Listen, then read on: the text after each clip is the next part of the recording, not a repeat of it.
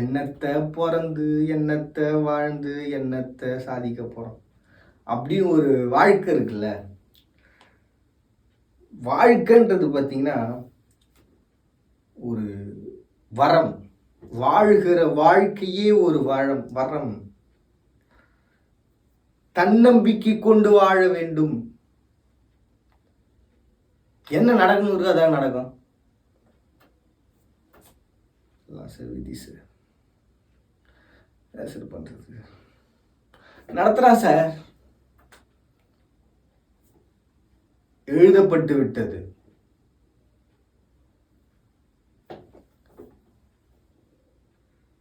ஒருத்தி வந்தா ஒட்டுமொத்த வாழ்க்கையும் மாறும்.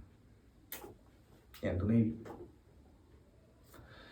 இப்படி ஒவ்வொருத்தன் வாழ்க்கையை பற்றி இஷ்டத்துக்கு நீ என்னத்தையாவது கதையை விட்டுக்கிட்டு என் வாழ்க்கை இப்படி தான் மாறிச்சு, இதனால தான் மாறிச்சு, அதனால தான் மாறிச்சுன்னு என்னென்ன கதை விடுறாங்க. இதெல்லாம் கேட்கும்போது என்னவா இருக்குன்னா, ஒன்று பார்த்து ரசிச்சுட்டு ஓகே பாவா அவரோட சந்தோஷம், அதை நான் அவர் சொல்கிறாரு, ஓகே அதை ஏற்றுக்கிறேன். ஆனால் அது அதோட நிறுத்திக்காம இப்போ வாழ்க்கை ஒன்றும் இல்லை, ஜஸ்ட்டு வந்து நீ ஒரு கல்யாணம் பண்ணு, நல்லா இருக்கும், ஹாப்பியாக இருக்கும் லைஃப் அப்படின்னும் போது ஒரு கோபம் வரும் பாருங்க. ஒன்றும் இல்லை, நான் சொல்கிறேன் இப்படி பண்ணால் உன் வாழ்க்கை ஹாப்பியாக இருக்கும். ஓகேண்ணா, சரிண்ணா, ரெஸ்யூம் இருந்தால் கொடு, நான் வந்து அங்கே அப்ரோச் பண்ணி பார்க்குறேன், சரியா? எனக்கு தெரியும், அது தெரிஞ்ச ஒரு இடம் இருக்குன்னு நான் பார்த்துட்டு சொல்கிறேன், சரியா? அப்போ ஒரு கோபம் வருங்க. இது வந்து ஸ்டாப் பண்ணிட்டு போக முடியல.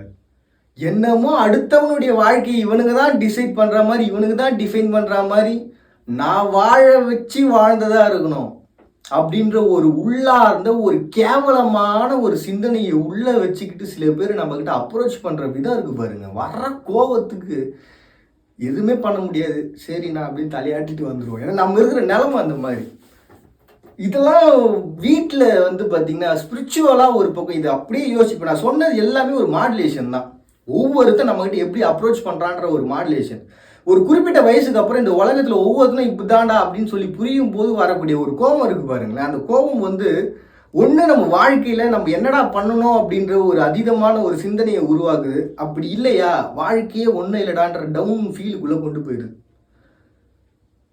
என்னடா பிறப்பு இது அப்படின்னு என்ன நானே கேட்டுக்கிட்டப்ப, என்ன நானே ரசிச்சுக்கிட்டப்ப உருவான சிந்தனைகளை அப்படியே உங்ககிட்ட நீ ஷேர் பண்ண போகிற. வேறு ஒன்றும் கிடையாது. ஃபர்ஸ்ட் ஆஃப் ஆல் வீட்டில் நமக்கு 2 விஷயங்கள், ஒன்று ஸ்பிரிச்சுவலாக, இன்னொன்று சைக்காலஜியாக.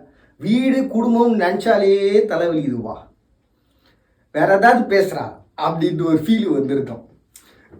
ஒன்று ஸ்பிரிச்சுவலாக யோசிச்சு பார்த்தோம் அப்படின்னா, இந்த ஜாதகம், கல்யாணம், 27 கிரகங்கள், 9 கிரகங்கள், ஒன்று சாயா கிரகம், ஒன்று நிழல் கிரகம், அந்த கோயிலுக்கு போய் இங்கே போய் இதை பண்ணினா உனக்கு சரியாயிடும், ராகு கேது உங்கள் கட்டத்தில் இருக்குது, உங்கள் ஜாதகம் வந்து இப்படி இருக்குது, இதை பண்ணினா எல்லாம் முடிஞ்சு போயிடும், வாழை மரத்தை வெட்டு, அவளை கட்டு, தாலி எடுத்து போடு, உனக்கு வந்து அவர் எடுத்து கொடுத்தா சரியாயிடும், இவர் தொட்டா சரியாயிடும்னு சொல்லிட்டு ஒவ்வொன்றா மாற்றி மாற்றி நம்ம வாழ்க்கையில் எல்லாத்தையும் பண்ணிட்டு வருவோம். ரெஸ்பெக்ட்னு ஒன்று நம்ம கொடுக்காம இருந்ததே கிடையாது. நம்மளுடைய அப்பா அம்மா சொல்கிறாங்க ஸ்பிரிச்சுவலாக நமக்கு நம்பிக்கை இல்லைனாலும் நம்மளோட வீட்டில் இருக்கவங்க, குடும்பத்தில் இருக்கவங்க எல்லாத்தையும் பண்ணுடான்னு சொன்னப்போ கண்ணை மூடிக்கிட்டு ஓகேடான்னு பண்ணி ஆரம்பிக்கிற நாள் நம்ம வாழ்க்கையினுடைய நாசம் தொடங்குகிற ஒரு நாள். உண்மைதாங்க.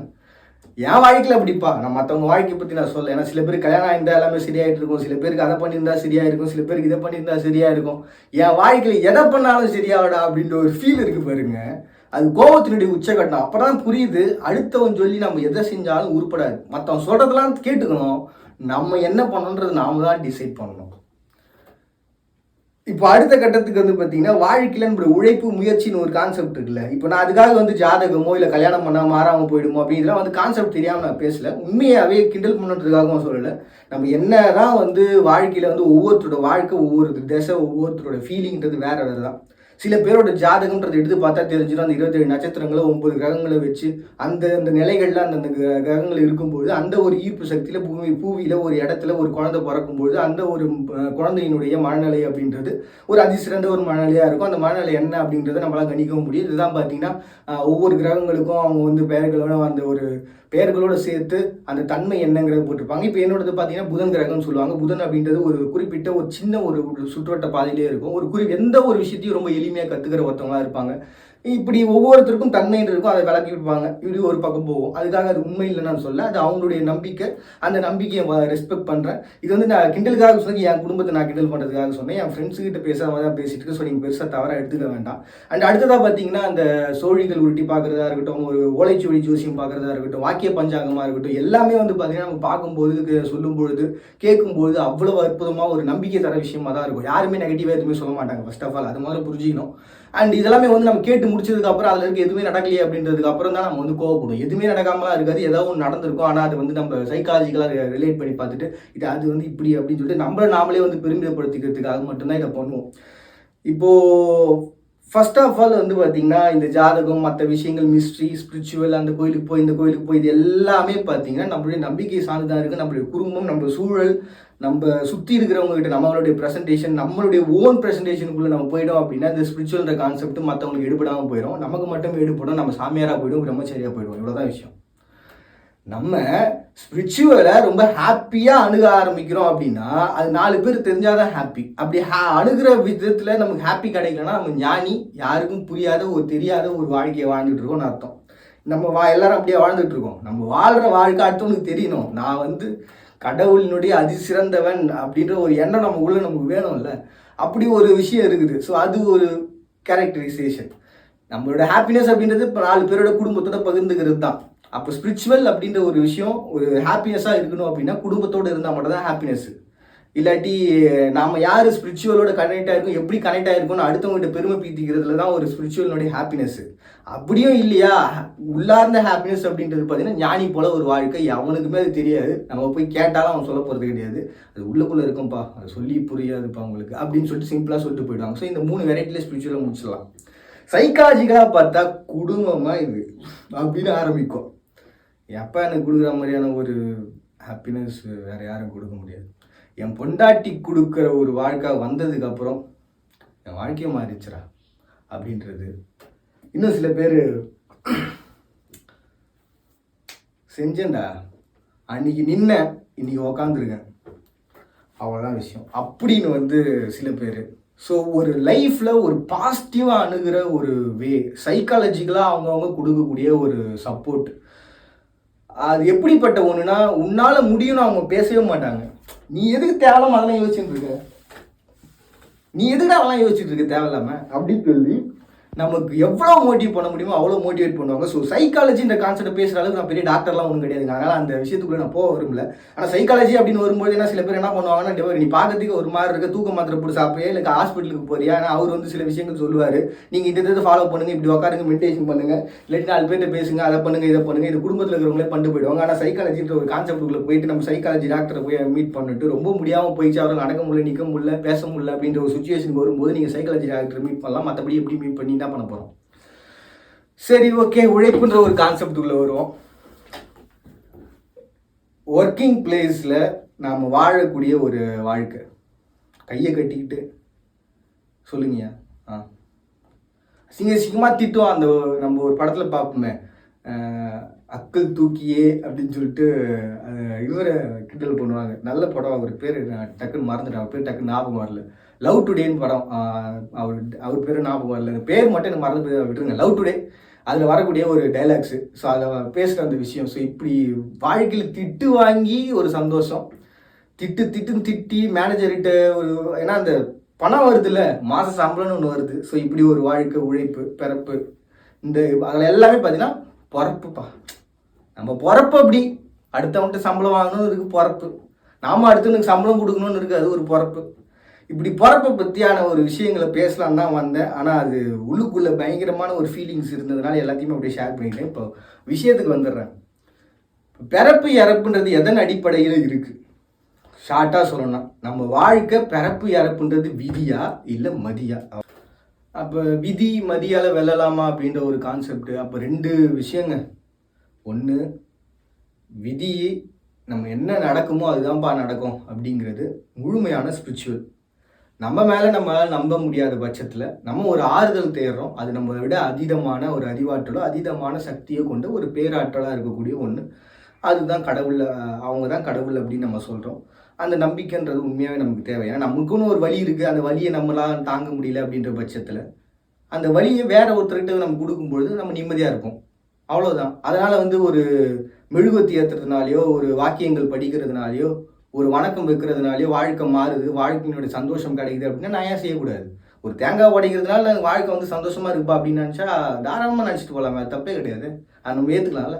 அதுதான் என்னுடைய கான்செப்ட். அண்ட் இன்னொரு பக்கம் பார்த்தீங்கன்னா அப்பெல்லாம் ஒன்றும் கிடையாது. விதி மதி தான். நம்ம என்ன நினைக்கிறோமோ அதை செய்யணும், ஹாப்பியாக இருக்கணும் அப்படின்னு நம்ம இருக்கிறோம்னா தாராளமாக இருக்கலாம், தப்பே கிடையாது. அதுவும் அவங்களுடைய நம்பிக்கை தான். ஸோ மதியால் அவங்க வென்று விட்டதாக நினைக்கிற விஷயங்கள். ஏன்னா இந்த உலகத்தை வந்து மதியால் ஜெயிக்கணும் அப்படின்னா ஒட்டுமொத்த உலகத்தினுடைய மானுட கேரக்டரைசேஷனையும் நம்ம உள்வாங்கியிருக்கணும். அப்போ தான் உலகத்தை மதியால் வெல்றதுன்னு அர்த்தம். இல்லை சும்மாலாம் மதியால் வெல்றதுலாம் வந்து பாசிபிள் கிடையாது. ஏதோ ஒரு கூட்டத்தில் வச்சுட்டு அந்த கூட்டத்துக்குள்ளே அந்த பர்சன்ஸுக்கு நான் தலைமை. இப்போ ஒரு கம்பெனி வச்சு நடத்துகிறாங்க, அந்த கம்பெனியினுடைய இத்தனை பேர் இருக்காங்க, அத்தனை பேர் வந்து என்னை தலைவனாக பார்க்குறாங்க, அத்தனை பேரோட கேரக்டரைசேஷன் எனக்கு புரியும்டா அப்படின்னு நீங்கள் பேசலாம். ஆனால் உலகத்தில் இருக்கக்கூடிய எல்லாரோட கேரக்டரைசேஷன் பாசிபிள் இல்லைல்ல. ஏதோ ஒருத்தனுக்கு ஏதோ ஒரு விதத்தில் நம்ம அடிமையாக தான் ஆகணும். அது பாசமாக இருக்கலாம், வேஷமாக இருக்கலாம், அன்பாக இருக்கலாம், அரவணைப்பாக இருக்கலாம், இல்லை 6 விதமான குணங்களாக இருக்கலாம், என்னவோ அப்படி தான் இருக்கும். ஸோ யாரோ ஒரு கூட்டத்துக்கு நம்ம அடிமையாக தான் இருக்க போகிறோம் அப்படின்ற ஒரு கான்செப்ட். இல்லை நான் தனித்துவமான ஒரு பர்சன். தாராளமாக இருங்க, உங்கள் சந்தோஷம், உங்கள் நம்பிக்கை, உங்கள் வாழ்க்கை. அப்போ அந்த வாழ்க்கைன்றது எப்போ நமக்கு ஒரு பிரச்சனையை தருது அப்படின்னா, எனக்கு பிடிச்ச மாதிரி நீ இருந்தா அப்படின்னு இழுக்கும் போதோ, இப்படி இருங்க அப்படின்னு சொல்லும் போதோ, இதுதான் வாழ்க்கை அப்படின்னு சொல்லும் போதோ, இப்படியும் வாழலாம் அப்படின்னு சொல்லும் போதோ, இப்போ நான் என்ன சொல்கிறது அப்படின்னு குழப்பும் போதோ, இல்லை உன் விருப்பம் அப்படின்னு ஆறுதல் சொல்லும் போதும், இப்போ நான் என்ன சொல்லணுமா அப்படின்னு கேட்கும் போதும், சரிடா இப்போ நான் ஏதாவது வேணும்னா சொல்லு அப்படின்னு ஆறுதலோ அரவணைப்போ கொடுக்கும்போதோ, பார்த்துக்கலாம் விடு அப்படின்னு பதில் சொல்லும்போதோ, நீங்கள் ஒரு பர்சன் கேள்வி எழுப்பாமல் ஒரு பர்சன் பேசாமல் நீங்கள் போய் பேசினாலே உங்கள் வாழ்க்கையில் ஏதோ ஒன்று உங்களுக்கு தேவைன்னு அர்த்தம். இவ்வளோதான் வாழ்க்கை. நான் பார்த்த ஒரு விதி மதிங்கிறது இதுதான். சரி, நான் பேச வந்தது பிறப்பு. என் பிறப்பு எனக்கு சந்தோஷம்ப்பா. என்ன தான் சொல்லுங்கள், என் பிறப்பு நான் ராஜா தான். என் மனசுக்கு நான் ராஜா தான். குப்பையில் வாழ்ந்தாலும் ராஜா தான், கோடீஸ்வரன் வாழ்ந்தாலும் ராஜா தான், தங்கத்தட்டில் சாப்பிட்டாலும் ராஜா தான், தகரத்தட்டில் சாப்பிட்டாலும் நான் ராஜா தான். பணம் இருந்தாலும் ராஜா தான், பணம் இல்லைனாலும் ராஜா தான். அது எப்படிரா அப்படின்னு நீங்கள் கேட்டீங்கன்னா அதுக்கு ஒரு பதில் நான் ஒரு 2-3 வருஷத்துக்கு முன்னாடி எழுதின கவிதை இது. அதாவது ஒரு நிஜம் இல்லாத வாழ்க்கை, இதில் வரத்தின் சாபமா கற்பனை திறன் ஒன்று. இந்த வாழ்க்கை வந்து நிஜமா அப்படின்னு நம்ம யோசிச்சு பார்த்தா அதில் ஒரு கேள்வி இருக்கும். இதில் வந்து ஒரு சாபம் என்னன்னு பார்த்தீங்கன்னா நம்மளுடைய கற்பனை தான். ஆப்போசிட்டில் வர பர்சன் வந்து நம்மளை அதான் நினைக்கிறான். என் அக்கா இருக்குது சங்கீதான்னு சொல்லிட்டு, பரவாயில்ல என் அக்காக்குள்ளோ அவங்க வந்து எனக்கு அம்மா மாதிரி தான். அதனால் அவங்கள நான் தாராளமாக சொல்லுவேன். அவங்க நம்மளை பார்க்குறதுக்கு முன்னாடி அவங்க வந்து ஒரு பர்சனை பற்றி அவங்க இல்லைடா அவங்க ரொம்ப பப்பிடா அப்படின்னு சொல்லிட்டு குழந்தைத்தனமாக எப்படி ஒரு மென்டாலிட்டி வச்சுப்பாங்களோ அப்படி ஒரு மென்டாலிட்டி வச்சுப்பாங்க. ஒரு பயம்ன்றது அவங்களுக்குள்ளே இருந்துக்கிட்டே இருக்கும். ஐயோ அவங்களுக்கு எதனா ஆகிட போகுதுடா, அவங்க கீழே விழுந்துட போகிறாங்கடா, அவங்க விழுந்தா அவங்க எழுந்துக்க போகிறாங்க, நீ எதுக்கு அதை பற்றி கவலைப்படுற? ஸோ அடுத்தவங்க நல்லா இருக்கணும்னு நினைக்கிறதுல அதில் ஒரு சந்தோஷம் அந்த அம்மாவுக்கு. அதில் ஒரு வருத்தம் வேறு, என்னடா இது அவங்களுக்கு எதனா ஆகிடுமோ, அவங்களுக்கு என்னன்னா உனக்கு என்ன, நம்ம என்ன சொல்லுங்கள், அந்த கேரக்டரைசேஷன் மாறவே மாட்டேங்குது என்னவோ. ஸோ அப்போ இது எல்லாமே என்னென்னா அது அப்படி ஆகிடுமோ இப்படி ஆகிடுமோன்னு ஒரு கற்பனை இருக்குல்ல. இந்த நிஜமற்ற வாழ்க்கையில் சாபம்ங்கிறது கற்பனை. ஸோ பர்சனலில் ரிலேட் பண்ணக்கூடாது அப்படின்னு நினச்சேன் நான் இந்த விஷயத்தில். பரவாயில்ல, அது ஒரு கேரக்டரைசேஷன் தான், அதனால சொல்லலாம். என் சேனல் தானேங்க, நான் யாரை பற்றிலாம் சொல்லுவேன், உங்களுக்கு என்னடா. அடுத்தது, நாவின் அலையில் நிழலை நிஜம் என்றே நம்பி ஏமாறும் கூட்டம் உண்டு. இப்போ பேசுகிறோம்ல, இந்த பேசுறது தான் சரி, அவர் சொன்ன அந்த வார்த்தை இருக்கு பாரு, அது அது செம்மையாக இருக்குது சார். அது அவர் வார்த்தை அப்படி தன்னம்பிக்கை சார். அப்படின்னும் போது, நாவின் அலையில் நிழலை நிஜம் என்றே நம்பி ஏமாறும் கூட்டம் ஒன்று, நான் அடைந்தேன் கடவுளை என்ற நடிகனை கதாநாயகனாய் பார்க்கும் கூட்டம் ஒன்று. அவர் சொல்கிறார் கடவுளை எப்படி அடையிறது, கடவுளோட ரெப்ரசன்டேட்டிவ் அவர் சொல்லிட்டாருன்னா அடைஞ்சிடலாம் கடவுளை. அப்படிப்பட்டவர் தான் நான் அடைந்தேன் கடவுளை என்ற நடிகனை கதாநாயகனாய் பார்க்கும் கூட்டம் ஒன்று, நானே அனைத்துமாயிருக்க வேறெதற்கென்று சித்தரிக்கும் கூட்டம் ஒன்று. ஹாப்பினஸ் எனக்குள்ளே இருக்குடா, நான் ஏன் அடுத்தவங்க போய் கேட்கணும் அப்படின்ற ஒரு கூட்டம். பசியாறியவன் பேச்சு பசியோடு கேட்கும் கூட்டம் ஒன்று. அவன் நடந்துச்சு, அவர் சொல்ல பெரிய ஆள், அவர் சொன்னால் சரியாக இருக்குங்க, மதிக்கு ஒரு ஓகே அப்படின்னு ஒரு கூட்டம். நாம் மாறுதல் நாமே என்று அலைந்து திரியும் கூட்டம் ஒன்று. அது என்ன சொன்னால் நம்ம வாழ்க்கை நமக்கு எழுதுனா இருக்குது அப்படின்னு. அது ஜிப்சி மாதிரியான ஒரு வாழ்க்கைன்னு வச்சுக்கோங்களேன். ஜிப்சி மாதிரியான ஒரு வாழ்க்கை. அதுதான் வந்து நம் மாறுதல் நாமே என்று அலைந்து திரியும் கூட்டம் ஒன்று. நிறைவற்ற வாழ்விதில் நிறைவடைந்தேன் என நினைத்து நினைத்து நினைவோட்டத்திற்கு ஒன்றாய் உருவாகி கொண்டே போகும் கடவுள் என்று. திடீர்னு எது தூய தமிழை சொல்கிறான்னு நினைக்காதீங்க. நம்ம புதுசாக ஒன்று உருவாகிட்டே வருதுல்ல அங்கங்கே. ஒரு செட் ஆஃப் பீப்புள்ஸ், ஒரு செட் ஆஃப் கொள்கைகள், ஒரு செட் ஆஃப் விஷயங்கள், இது எல்லாமே வந்துட்டு இது எல்லாமே ஒரு கூட்டம். இப்போ இந்த கூட்டம்லாம் வந்து இவ்வளோ கூட்டம் இருக்காங்கள, இதெல்லாம் ஒரு பர்சன் உட்காந்து பேசுவாங்க. தட் இஸ் விமர்சகர்கள். அவன் ஒரு கூட்டம், இவன் ஒரு கூட்டம்.